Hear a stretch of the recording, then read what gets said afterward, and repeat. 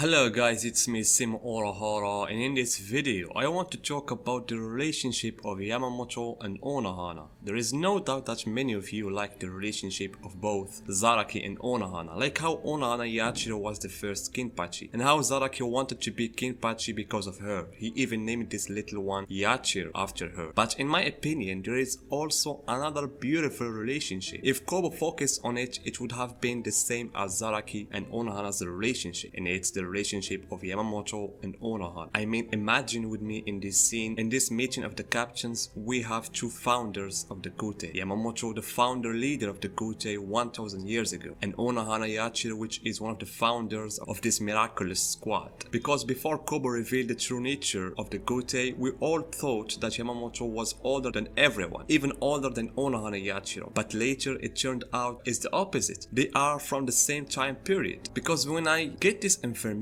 I started imagining that every conversation Yamamoto had with Unohana was completely different than the other conversations he had with the other captains. And let's take an example of this. At the end of the chapter 489, a special meeting took place between Yamamoto and Mayuri, in which they talked about the reason for the sudden disappearance of souls in the Rekongai areas, and how Mayuri was responsible for this. And at the end of the conversation, Mayuri talked about Yamamoto being the cause of everything, and this is because he could not kill Yamamoto 1000 years ago. We don't know if Mayuri was there at the time of the war. Most likely he didn't attend the war, but he had information about it. So reimagine with me this conversation, and instead of being Mayuri, put Yachiru Unohana. How their conversation would be. Definitely it's going to be something epic between the two characters who witnessed the first war, and they had a lot of battles together when they were young. Just imagine with me this. After the first attack of the Koensi, Yamamoto met Unohana and they started to talk privately about what happened and if this has something to do with Yamamoto. For example, Yachiru asks Yamamoto, "I thought you killed him with Zanka no Tachi, so how is he still alive?" And then Yamamoto replies that he really attacked him with Zanka no Tachi most technique, but he also does not know how Yamamoto survived that attack. It is true that we don't know the details of the battle that took place between Yamamoto and Yamamoto, meaning whether it was one-on-one battle or so that Yamamoto fought Yamamoto away from the rest of the members of the Gotei, or was the fighting collective so that Yachiru Unohana watched all the phases of the battle. If this really happened, it would have been a legendary dialogue between the two and an appropriate way to make a flashback of what happened 1000 years ago. As I said, any conversation that would have taken place between Yamamoto and Yachiru would have been one of the most important conversations in Bleach's story. It would have given us a lot of information about the past. In this past, that I really want to know and to see, especially Yachiru's past. When she was a criminal, she wanders in the Soul Society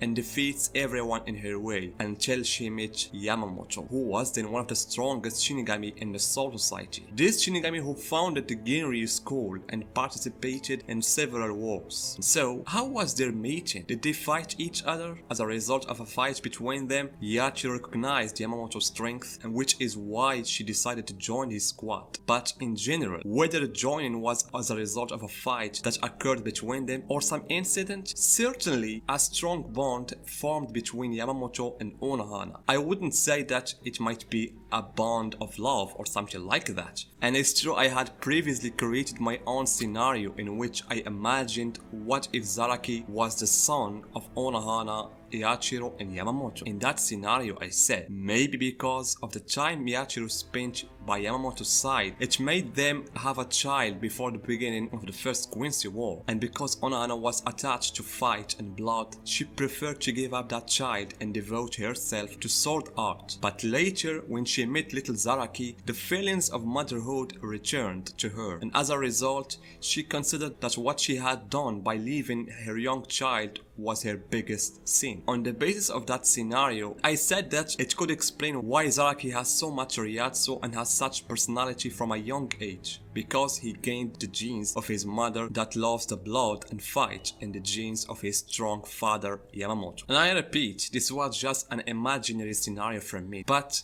In general, I built it on the basis of this information that I have mentioned about Yamamoto and Unohana.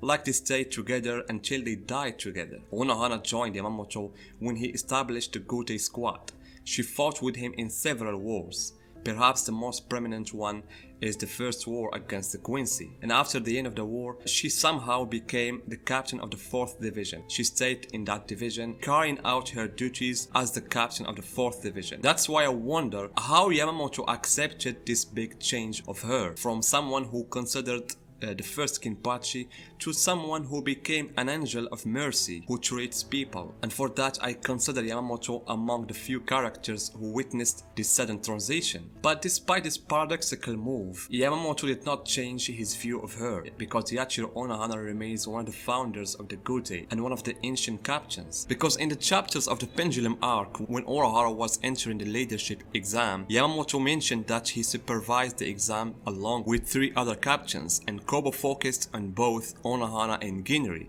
and who knows that Ginri was also in the first squad. Anyway, the funny thing is that when Yamamoto sent the 4 captains to the Wikomondo in the Arankara arc, he had actually sent 2 Kinpachi. I don't know if Aizen Sosuke also knew the truth about Unohana.